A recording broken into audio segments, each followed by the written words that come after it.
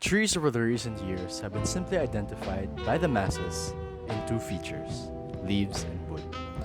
Because of this oversimplification, some trees feel ordinary or average, when that is certainly far from the truth. In this report, we will interview several different trees and their unique features in order to stop tree discrimination. Let us first start with the mahogany tree, which features a very distinct fissured mark. So, Jeffrey Mahogany, I would like to first ask, how are you different from other trees? Well, for starters, I am considered an invasive species here in the Philippines. But in terms of my features, I believe my fissured bark is my most distinct feature. And my bark also cracks in a way which makes it have narrow furrows or grooves which are irregularly interconnected. Compared to other trees, my fissured bark is more sturdy than other trees' barks when tend to fall apart more easily. In addition to the fissured bark, the tree has a tapering and slightly angular stem form. It also exhibits a branch pattern which grows in a spiral. Next up, we have the Australian pine. I guess I'm different because of my leaves. I stand out here in the lower campus among the other trees, being I'm pine and all that crikey business. For my bark, I have a very flasky bark, which detaches in rather large scales compared to the other trees. People also tend to imagine me when they think of a tree with a flasky bark. In addition, based on our observations, the stem form of this Australian pine seems to be angular, while the branch pattern is either alternate or spiral. We were unable to clearly identify the branch pattern because of the tree's height. Next on our list of trees is the Ipil tree. I believe my pockmarked bark makes me very distinct from other trees.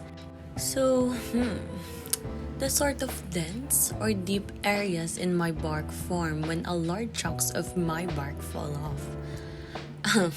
I used to get insecure about it, but this feature is how I stand out. I've learned how to embrace this feature. To add, the stem form of this tree is angular, while the branch arrangement features spiral branches.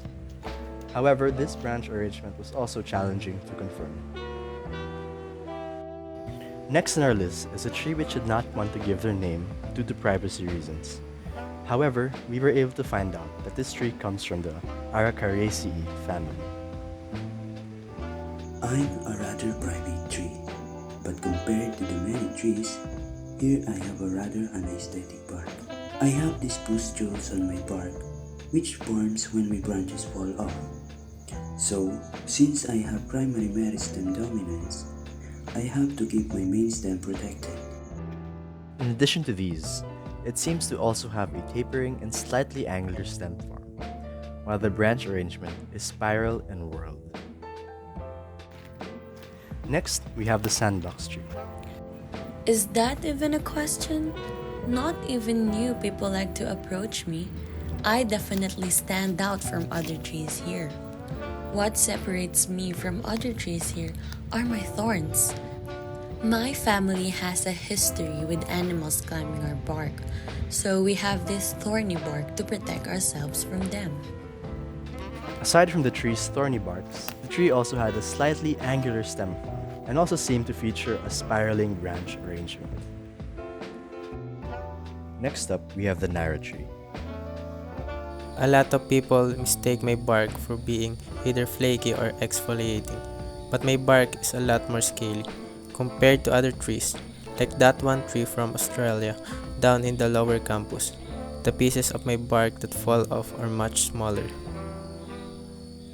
In addition to these features, the narrow tree also has a slightly fluted stem form, as well as an alternate branch arrangement.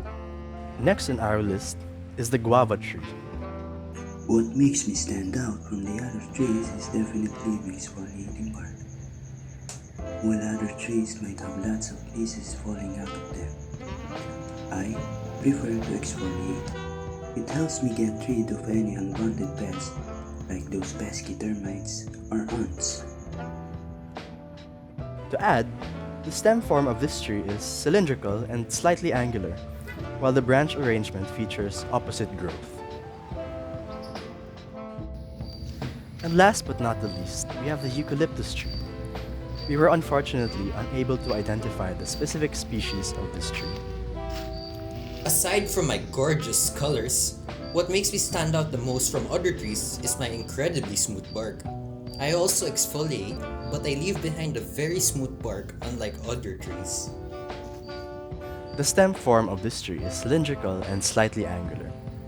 However, we were also unable to identify the branch arrangement of this eucalyptus tree.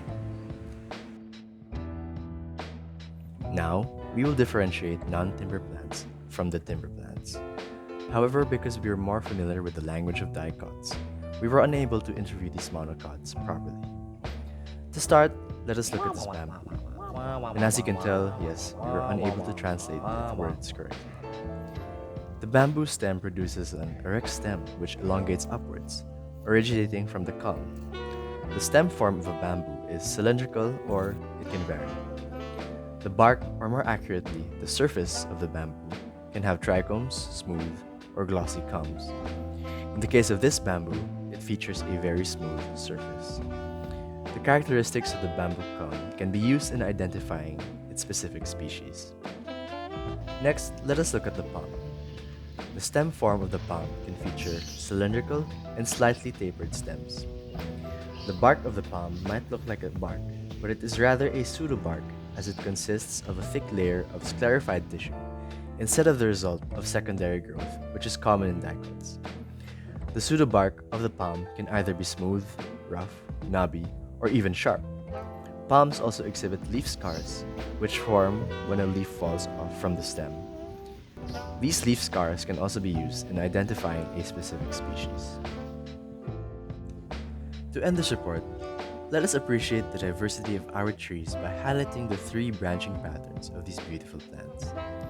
In one area, we have a tree with an excurrent branching pattern, which is exhibited by its towering main trunk. A palm with its columnar branching pattern, with its beautiful leaves and branches forming only at the top. And lastly, this tree with its decurrent branching pattern, with its incredible spread as it stretches each of its several arms into the sky. And even still, each tree exhibiting their own characteristics themselves. We hope that this report serves as a call to stop generalizing and a call to action to start appreciating each individual tree for their own beauty.